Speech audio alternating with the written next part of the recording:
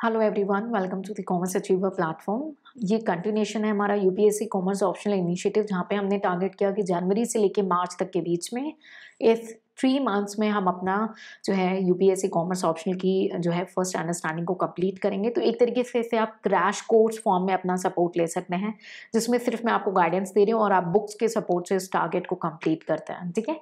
So paper 1 में हमारा चल रहा है टैक्सेशन और पेपर 2 में चल रहा है इंडस्ट्रियल रिलेशन। आज हमारा थर्ड डे है। आई बिलीव लास्ट सेशन का भी आपने मैक्सिमम बेनिफिट लिया होगा।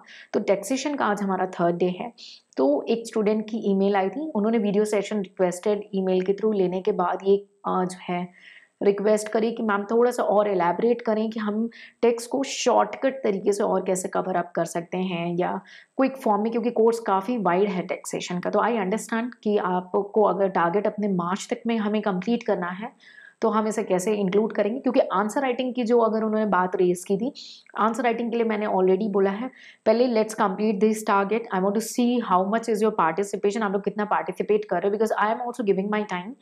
तो अगर आप लोग का पार्टिसिपेशन अच्छा रहेगा और आई कैन सी या लाइक आई विल फाइंड कि कुछ ग्रुप्स ऑफ स्टूडेंट हैं they are actually doing the things, तो we will definitely take your answer writing initiative also. ठीक है, but after completing the course.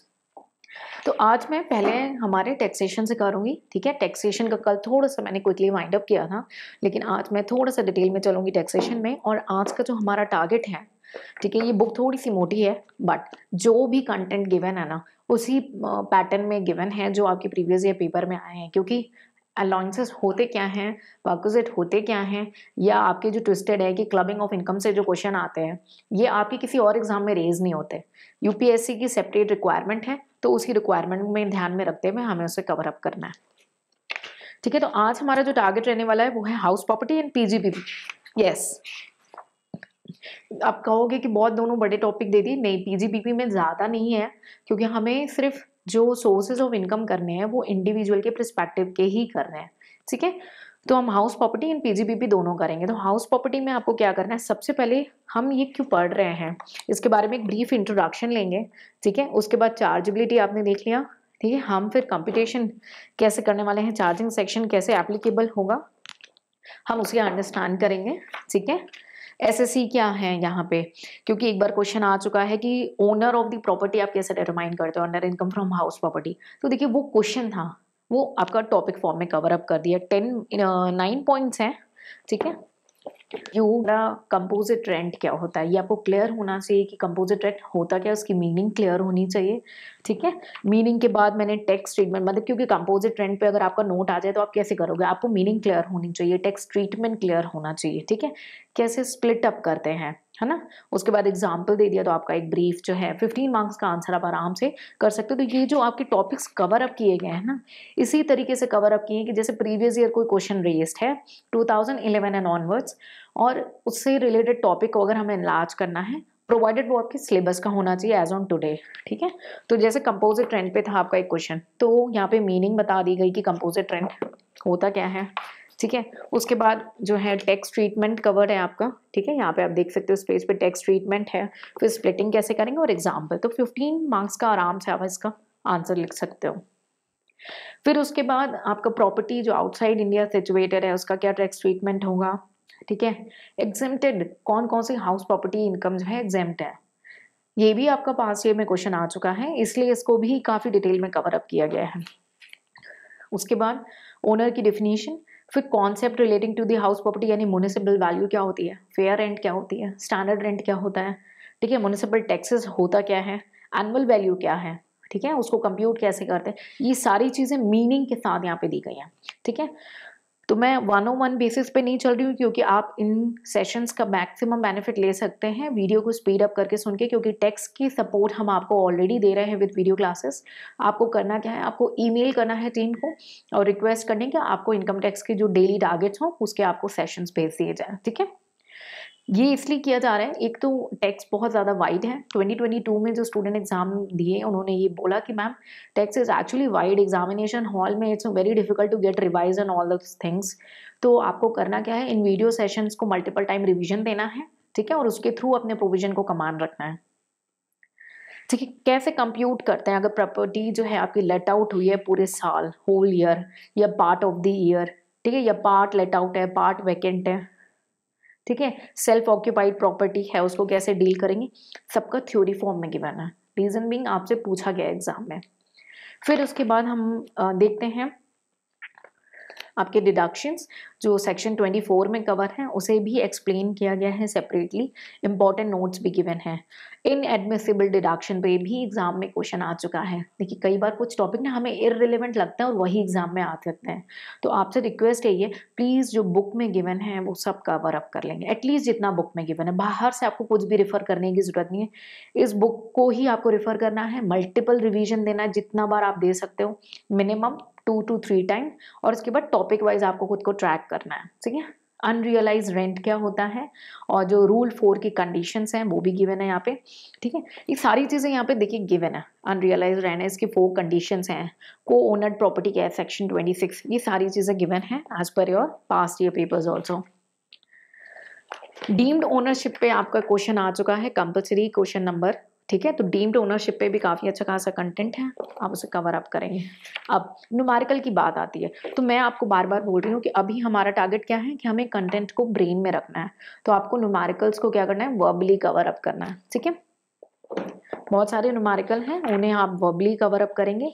Income tax में अभी तक एज पर जो स्टेटस है कोई अपडेट नहीं है कि कोई चेंजेस ये बड़ा लाने वाले हैं हमारे बजट में, बट कोई चेंजेस आता है तो उसे हम सेपरेटली कवर अप करेंगे, ठीक है। उसके बाद आता है हमारा आज का जो टारगेट है नेक्स्ट, पीजीबीपी। आज आपको ये दोनों चैप्टर करना है। पीजीबीपी में बिजनेस क्या है, प्रोफेशन क्या है, कौन सी इनकम आपकी पीजीबीपी में आती है, उसकी चार्जेबिलिटी, उसे भी कवर अप किया गया है। स्पेक्यूलेशन बिजनेस क्या है, नॉर्मल बिजनेस क्या है, आपको क्लियर होना चाहिए। अब बहुत सारे ऐसे स्टूडेंट कई बार आते हैं कि मैम मैं सोच रहा हूँ या सोच रही हूँ कि पीजीबीपी छोड़ के जाऊँ, ठीक है। अगर आप एक कैलकुलेटेड फॉर्म में चलना चाहते हो कि ठीक है मेरे को पीजीबीपी छोड़ना है, बहुत लोग का फियर होता है, तो छोड़ने से पहले कुछ चीज़ें करनी है। यानी कौन से ऐसे टॉपिक है जो चैप्टर को छोड़ते हुए भी आपको वो टॉपिक नहीं छोड़ने हैं। सबसे पहला जो टॉपिक है वो आपका डेप्रिसिएशन का है, सेक्शन 32। ये आपको चाह के भी नहीं छोड़ना है क्योंकि ये आपके साथ चलता है कैपिटल गेन में भी, ठीक है। कई बार स्टूडेंट कंफ्यूज हो जाते हैं, जो डेप्रिसिएशन आपके फाइनल अकाउंट्स का है, अकाउंटिंग का है, और टैक्सेशन का है, वो सेम कैरी फॉरवर्ड करते हैं। डिफरेंस है, डेप्रिसिएशन जो आपका इनकम टैक्स एक्ट में है और जो फाइनल अकाउंटिंग में है, दोनों डिफरेंट है। ये इंटरव्यू में भी पूछा जा चुका है, इसीलिए डेप्रिसिएशन आपको छोड़ना नहीं है, उसे अच्छे से समझ के जाना है, तभी आपको क्लियर पता चलेगा कि भाई हम फाइनल अकाउंट्स में कैसे कंप्यूट करते हैं और हम टैक्सेशन में कैसे कंप्यूट कर रहे हैं, ठीक है। उसके बाद ये जो है हमारी T coffee rubber board development account section 33AB, ये इसलिए करना है क्योंकि ये आपके एग्जाम्पशन से भी रिलेटेड है, ठीक है।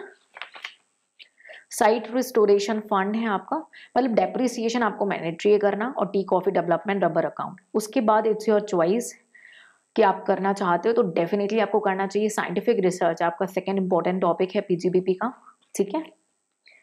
और कुछ हद इंपॉर्टेंट टॉपिक मैं बता दे रही हूँ, वैसे कर सकते हो तो सारा करना, बट एटलीस्ट ये टॉपिक्स तो मत छोड़ना। एक आपका पीजीबीपी में डेप्रिसिएशन, दूसरा आपका tea coffee rubber board, and next आपका साइंटिफिक जो है मैनेजमेंट रिसर्च, सॉरी। उसके बाद है आपका section 35AD, expenditure of capital nature for specified business, क्योंकि speculative business, specified business and other business, ये 3 तरीके के प्रिलिमिनरी एक्सपेंसेस, सेक्शन 35D, ये भी एक बार कर लेना। वीआरएस कर लेना एक बार, क्योंकि वीआरएस आपका आईआर का भी पार्ट है, तो ऑडिट में भी आ सकता है कई बार, मतलब ये मिक्सअप होके आ जाता है। तो अगर आपने टैक्स वाली बात भी लिख दी ना, तो एग्जामिनर के सामने एक अच्छा इंप्रेशन बढ़ेगा। तो वीआरएस वाला वॉलंटरी रिटायरमेंट स्कीम भी आप कर लेना, ठीक है। और मैं आपको कुछ important topic as per on the past year paper, cash की जो लिमिट है आपकी 10,000 की, सेक्शन 48 सब क्लॉज 3, वो भी एक बार आप देख लेना प्लीज, ठीक है। उसके बाद हमें देखना है section 44AA, maintenance of books of account, ये आपको करना है। Audit of books of account 44AB, presumptive basis में 44AD और 44ADA, ठीक है, एंड 44AE, ये प्रिजम्पटिव सोर्सेस, ये आपको करना है।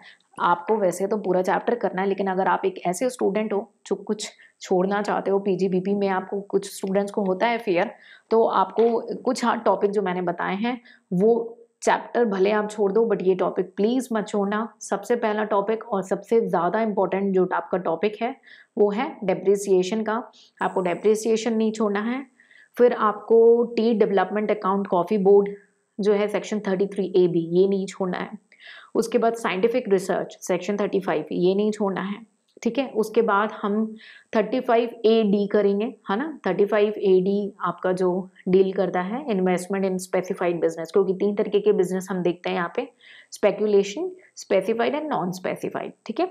उसके बाद आपका जो है आपको प्रिलिमिनरी एक्सपेंसेस के बारे में पढ़ना है, VRS के बारे में पढ़ना है, ठीक है। और सेक्शन 44AD, ADA, ये सिर्फ अंडरस्टैंडिंग है, मल्टीपल रिवीजन है, ऑडिट वगैरह और प्रेजेंट बेसिस टैक्सेस का। तो अगर आप एक ऐसे स्टूडेंट हैं जो पीजीबीपी छोड़ना चाहते हैं, लेकिन ये टॉपिक आपको नहीं छोड़ना है, ठीक है, ऑन द सेफेस्ट साइड, क्योंकि ये टॉपिक ऐसे हैं जो आपके इंटरव्यू का भी पार्ट बन सकते हैं। क्लियर। तो ये हमारा आज का टारगेट है टैक्सेशन का, income from house property and PGBP. Related video lectures अगर आपने टीम को ऑलरेडी मेल किया हुआ है तो टीम आपको सेंड कर देगी। नेक्स्ट हम बढ़ते हैं हमारे IR की ओर, पेपर 2। सो अभी तक हमने कवर अप कर लिया IR क्या है, ट्रेड यूनियन क्या है, और वर्कर पार्टिसिपेशन इन मैनेजमेंट, ये हमने कर लिया है, ठीक है। एक बार क्विकली हम before going to the IR मैं टैक्सेशन के प्रीवियस ईयर पेपर की ओर चलती हूँ, जहाँ पे मैं हाईलाइट कराना चाहूंगी कि आपको प्रीवियस ईयर पेपर में जो 2016 एंड ऑनवर्ड, क्योंकि मेनली आपको 2016 एंड ऑनवर्ड करना है, ठीक है। ओके, सो 2016 एंड ऑनवर्ड, 2016 में पहला क्वेश्चन था आपका कि ग्रॉस टोटल इनकम से डिडक्शन क्या पूछना है। तो डिडक्शन अभी हम पढ़ लेंगे, अभी हम पहुंचे नहीं है। डेली क्लासेस कुछ या कुछ चल रही है, उसको डेली का डेली कवर अप करो, मल्टीपल रिवीजन दो, ठीक है। हम देख लेते हैं केवल हाउस प्रॉपर्टी एंड पीजीबीपी में। देखिए फुल फ्लेज न्यूमेरिकल तो देखिए सेपरेट है, वो तो हमें देखना ही है, ठीक है। फुल फ्लेज न्यूमेरिकल के अलावा अगर हम जो है डायरेक्ट क्वेश्चन देखें हमारा हाउस प्रॉपर्टी और इससे क्या नाम है आपके पीजीबीपी से, तो आपका क्वेश्चन नंबर 2018 में जो है 10 मार्क्स का है। Question number 1D compulsory question है। 35D और 35E पे ये क्वेश्चन रेस था। क्यों रेस है ये भी बता दे रही हूँ। उस समय अमेंडमेंट्स कुछ आए थे और सुप्रीम कोर्ट की कुछ मैटर को लेकर के जजमेंट्स भी थी। न्यूज़ का था ये आपका टॉपिक, इसलिए आपको जो है उस समय देखने को मिला, ठीक है। फुल फ्लेज न्यूमेरिकल तो हमारा हर साल है। 2019 में अगर हम देख लें तो आपका फर्स्ट क्वेश्चन, फर्स्ट सी था compulsory question, what do you understand by the term annual value of house property, how would you determine the annual value of let house property which remain vacant for the part of the year previous year. तो theoretical पूछा है, ठीक है। 10 marks का है, तो आपने annual value को एक्सप्लेन किया, फिर आपने कैसे इसको कंप्यूट, तो 2 क्वेश्चन है, 5-5 मार्क्स का वेटेज रखते हैं, डायरेक्ट है। तो आपने देखा कैसे ये क्वेश्चंस थे, लेकिन आपकी इस बुक में एज अ टॉपिक कवर्ड है, तो इसीलिए आपको इस बुक के बाहर कुछ भी नहीं पढ़ना है, लेकिन इस बुक में दिया हुआ आपको सब कुछ पढ़ना है, ठीक है। उसके बाद फुल फ्लेज न्यूमेरिकल है। बहुत सारे स्टूडेंट इन बिटवीन रिक्वेस्ट करते हैं फुल फ्लेज न्यूमेरिकल, देखिए मैं करवाऊंगी क्योंकि उन न्यूमेरिकल में बहुत ज़्यादा चेंजेस आ चुके हैं विद टाइम टू टाइम, ठीक है। तो मैं विद चेंजेस के साथ उसे विद टाइम टू टाइम, क्योंकि बहुत सारे स्टूडेंट्स के बहुत सारे रिक्वेस्ट हैं। वैसे आपको अगर प्रीवियस ईयर पेपर का सॉल्यूशन चाहिए तो ये हम मिनी टेस्ट के through he for the timing cover up करवा रहे हैं, और ऑन रिक्वेस्ट हम numerical by the video lectures में टाइम टू टाइम आपको कवर अप करवाऊंगी, ठीक है। ओके,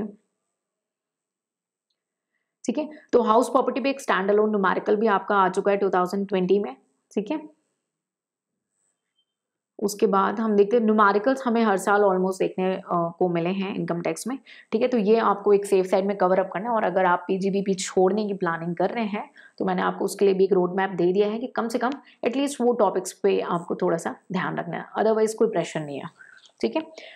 तो अब हम आते हैं IR पे। IR पे हम देख रहे हैं हमारा आज जो टारगेट रहने वाला है एजुकेशन एंड कलेक्टिव बार्गेनिंग का रहने वाला है, और industrial relation and public enterprise. देखिए generally industrial relation and public enterprise is a part of your current affairs and mixing of all other chapter, ठीक है। लेकिन इसमें कुछ फोल्डर्स मैंने इंक्लूड किए हैं ताकि हम उसे भी एक बार देख लेते हैं, ठीक है। एजुकेशन एंड कलेक्टिव बार्गेनिंग, तो इस पे हमने ऑलरेडी कल डिस्कस किया था, कुछ हद क्वेश्चंस आए हैं। तो अब तक अगर आपने ये देख लिया हो कि भाई हर चैप्टर से क्वेश्चन आ रहा है, ठीक है, तो आप चैप्टर नहीं छोड़ सकते हो।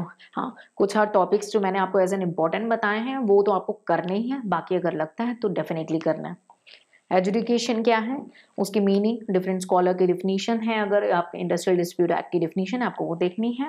एडवांटेजेस हैं, डिसएडवांटेजेस हैं, टाइप्स ऑफ एजुकेशन है, टीयर्स है एजुकेशन के, कलेक्टिव बार्गेनिंग की आपकी मीनिंग है, डिफरेंट स्कॉलर की डिफिनीशन है। ILO ने भी इसके बारे में कुछ बोला है, उसे भी कवर अप कर लेंगे। नेचर क्या है कलेक्टिव बार्गेनिंग का, फीचर्स एंड इम्पोर्टेंस, प्रिंसिपल्स क्या है कलेक्टिव बार्गेनिंग के, स्कोप क्या हो सकता है, फॉर्म्स क्या है, कौन कौन से ऐसे फैक्टर्स हैं जो इन्फ्लुएंस करते हैं कलेक्टिव बार्गेनिंग को, और क्या हिंड्रेंस है कि इफेक्टिव कलेक्टिव बार्गेनिंग नहीं हो पाती, ठीक है। उसके बाद कलेक्टिव बार्गेनिंग इन इंडिया, ठीक है, और प्री रिक्विजिट क्या है ध्यान देने चाहिए ताकि कलेक्टिव बार्गेनिंग आप ये सक्सेसफुल हो, ऑब्जेक्टिव क्या हो सकता है इसका, ठीक है, ये आपको आज जो है कवर अप करना है। नेक्स्ट है industrial relation in public enterprise, generally ये करंट रिलेटेड है बट मैंने यहाँ पे बहुत अच्छा खासा कंटेंट दिया हुआ है। ये कंटेंट जो है mainly on the basis of your research analysis he include किया और ये आपके आंसर राइटिंग को काफ़ी अच्छा इम्प्रूव करेगा, तो इसे आपको एक बार कवर अप कर लेना है अच्छे से। 2 पेज का है, क्विकली कवर अप कर लेना। जो आपको आउटस्टैंडिंग रखे उसे हाईलाइट करेंगे, जो इंपॉर्टेंट रखे, और जो वीक एरियाज हैं उसे भी अंडरलाइन करके मल्टीपल रिवीजन दें। आई बिलीव आप इन सेशन का जेन्यूनली बेनिफिट ले रहे हैं, क्योंकि देखिए मैं आपको रोड मैप दे रही हूँ, ठीक है। ये इनिशिएटिव इसलिए लेकर के आई हूँ कि I can support you to this extent, क्योंकि बहुत सारे स्टूडेंट बोलते हैं कि मैम आपसे बात नहीं हो पाती and it's quite difficult to talk to every student, है ना। Hope you understand that. तो मैं आपको रोड मैप दे रही हूँ, मेरी कोशिश है कि मैं आपको एक रोड मैप दे सकूँ, और आपको करना क्या है, उस पर ट्रस्ट करना है फर्स्ट ऑफ ऑल, और एग्जीक्यूट करना है, फिर मेरा प्रॉमिस है कि आपको रिजल्ट जरूर मिलेगा, ठीक है। So keep working hard and try to achieve today's target. कल फिर मिलेंगे, till then take care, bye bye and Jai Hind.